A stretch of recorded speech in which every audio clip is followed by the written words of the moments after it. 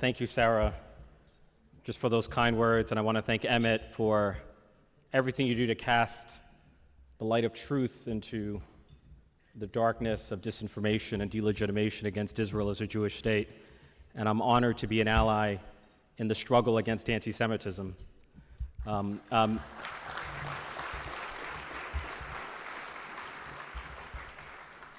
My name is Ritchie Torres. One of my local rabbis calls me Ritchie Torah. I've had a running joke all week. I said after the expulsion of George Santos, I'm the sole surviving Jewish member of Congress from New York.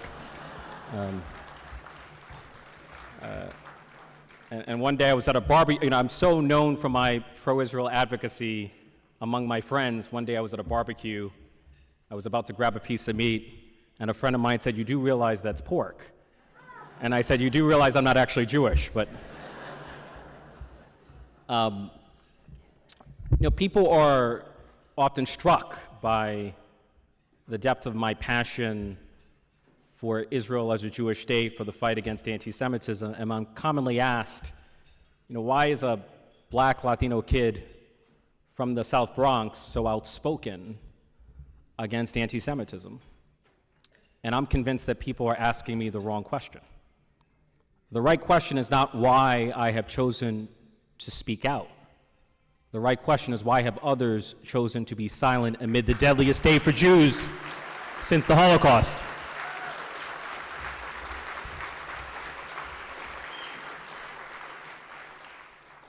And the post-October 7th world in which we find ourselves reminds me of a quote from Dr. Martin Luther King, who once said that history will record that the greatest tragedy is not the strident clamor of the bad people, but it's the appalling silence of the good people.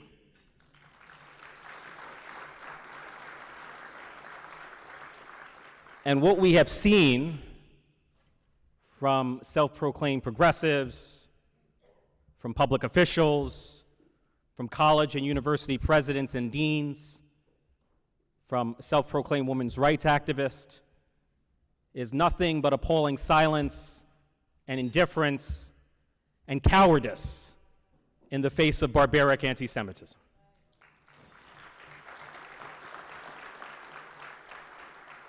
And if we as a society cannot bring ourselves to condemn the cold-blooded murder of children and civilians with moral clarity, the butchering of babies with moral clarity, then we should ask ourselves, what are we becoming as a society?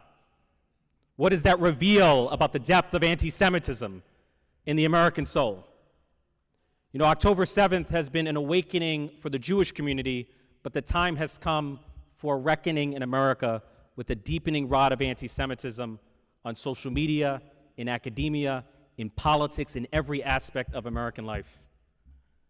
Now is not the time for silence and cowardice. Now is the time for moral clarity and moral common sense.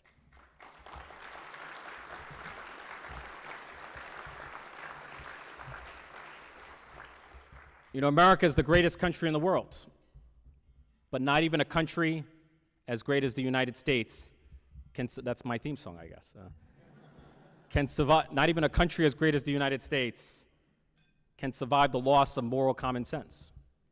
And we have, I never thought as a New Yorker who lived through 9/11, I never thought I would live in a world where Osama bin Laden's letter to America is trending on TikTok among Americans. We have college campuses and social media platforms indoctrinating young Americans not only with a hatred for Israel, but with a hatred for their own country. And I'm not aware of a civilization in human history that has succeeded on the strength of self-loathing. In Congress, there's a debate about whether there should be a ceasefire. There's a visible and vocal ceasefire caucus, of which I'm proudly not a member.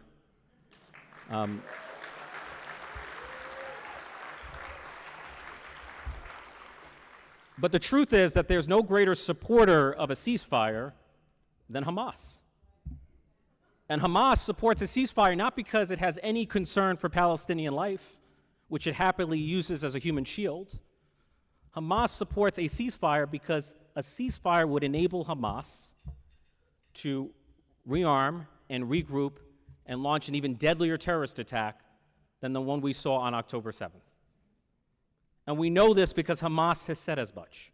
It has said that October 7th is just a rehearsal. And it's worth noting that no one expected the United States to enter into a ceasefire with Imperial Japan when 2,400 Americans were murdered on Pearl Harbor.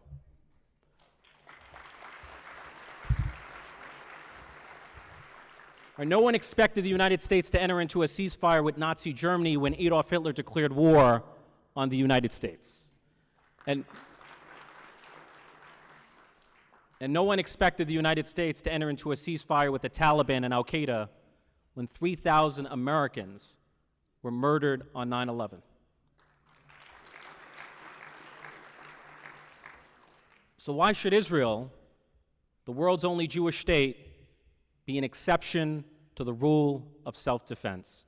Those who insist that Israel forfeit the right of self-defense are holding the Jewish state to a dangerous double standard that no other country, including the United States, would ever impose on itself.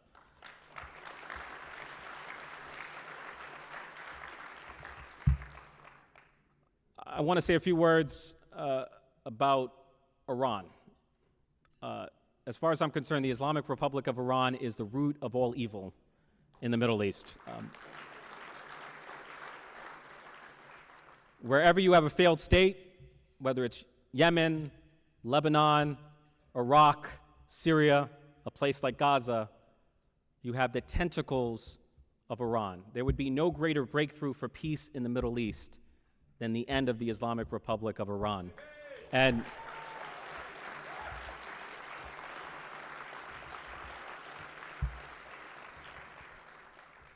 for a long time, we had this wishful thought that if only we integrate Iran with the international community, it will moderate over time. But history has shown us the opposite. As China became more integrated with the West, it became more emboldened in its authoritarianism, not less. As Russia became more integrated with the West, it became more emboldened in its authoritarianism, not less. There is no reason to think that Iran is an exception to the rule. The lesson of history is that enriching your enemies does not make them your friends, it simply makes them more powerful enemies.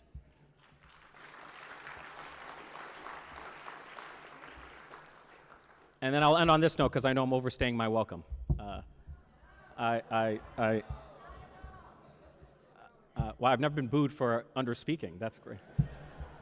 But, you know, despite the overwhelming shock and grief of this moment, there is no doubt in my mind that Israel will emerge from this tragedy better and stronger, more resilient and more unified than ever before.